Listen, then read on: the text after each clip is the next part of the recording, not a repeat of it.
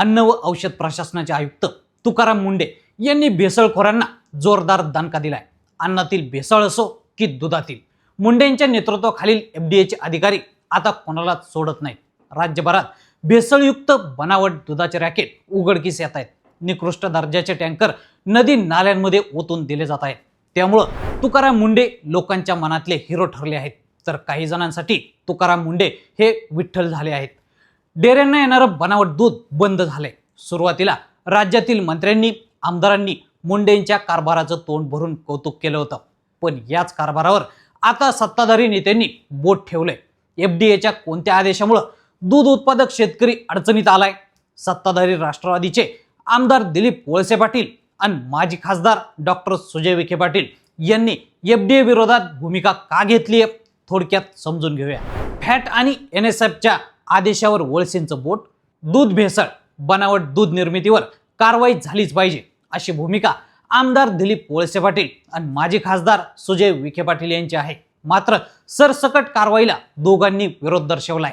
आमदार दिलीप वळसे पाटील यांचं म्हणणं आहे की राज्यात राज्याचा आणि केंद्राचा 2 एफडीए विभाग कार्यरत आहेत। दोघांचे वेगवेगळे नियम आहेत। शेतकऱ्यांनी आणलेलं दूध जसेच्या तसं दूध संकलन केंद्रानं स्वीकारलं पाहिजे, पण बाहेरच्या मार्केटमध्ये जसंच्या तसं दूध पाठवता येणार नाही। दर्जेदार दूध देण्याची जबाबदारी प्रोसेस करणाऱ्या कंपनीची आहे। भेसळयुक्त कमी प्रतीचं दूध नागरिकांना देऊ नये असा केंद्राच्या एफडीए विभागाचा नियम आहे। दुधाची फॅट 3.2 आणि एसएनएफ 8.3 असेल तरच दूध संकलन केंद्रानं दूध स्वीकारावं असा एफडीएनं आदेश दिलाय। बागायती भागात कोरडा चारा नसतो, त्यामुळे दुधाची फॅट कमी भरते असं मत वळसे पाटील यांचं आहे। त्यामुळे राज्यातील दूध संकलन घटल्याचा मुद्दा वळसे पाटील यांनी उपस्थित केलाय। काही दूध संकलन केंद्राचंही तेच मत आहे। बागायती भागामध्ये खूप गायी असणारे शेतकरी आहेत, त्यांना कोरडा चारा मिळत नाही, तो खूप महाग आहे, त्यामुळे तो आपला शेतातील ओला चारा वापरतो, त्यातून दुधाची फॅट कमी होते। तर एखाद्या शेतकऱ्याकडे 1-2च गायी असतील आणि दोघांची फॅट कमी असेल तर त्याचं दूध संकलन केंद्र स्वीकारू शकत नाही, त्यामुळे अडचण निर्माण होत आहे। त्यात गायी वेल्यावर कमी फॅट लागते आणि एसएनएफ जास्त असतो, ही अडचण आहे।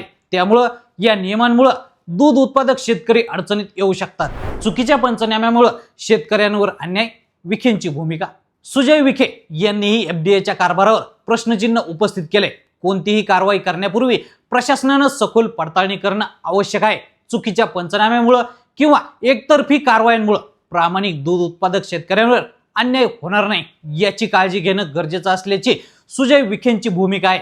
मागील काही दिवसांपासून सुरू असलेल्या कारवायांना मिळत असलेल्या प्रसिद्धीवरही त्यांनी प्रश्न उपस्थित केलाय। स्वातंत्र्यानंतर पहिल्यांदा दूध भेसळीवर कारवाई केली जाते असं मानलं जातंय। यापूर्वी संबंधित अधिकारी अशा कारवाया करत होते, मात्र आता अचानक या कारवायांना एवढी प्रसिद्धी का मिळत आहे असा सवाल देखील त्यांनी उपस्थित केलाय। तर मंडळी, या दूध भेसळीच्या प्रकरणाबद्दल तुम्हाला काय वाटतं? आम्हाला कमेंट करून नक्की कळवा आणि असेच नवनवीन माहितीपूर्ण व्हिडिओ पाहण्यासाठी लेट्स अप मराठी फॉलो करा। सोशल मीडियाच्या भाऊ गर्दीत विश्वासार्हतेने चकाकणारे नाव म्हणजे लेट्स अप मराठी।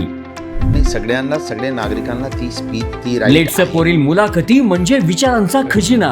त्यानंतरच्या निवडणुकीमध्ये मला सोडून गेले। बातम्या केवळ वस्तुस्थिती सांगणाऱ्या, न प्रोपगंडा, फक्त जनतेचा अजेंडा। क्योंकि आने वाला कल जाने वाला है, जाने वाला कल आने वाला है। राजकारण, मनोरंजन असो की क्रीडा क्षेत्र, महाराष्ट्राची स्पंदने संवेदनशीलतेने टिपणारे माध्यम म्हणजे लेट्स अप मराठी।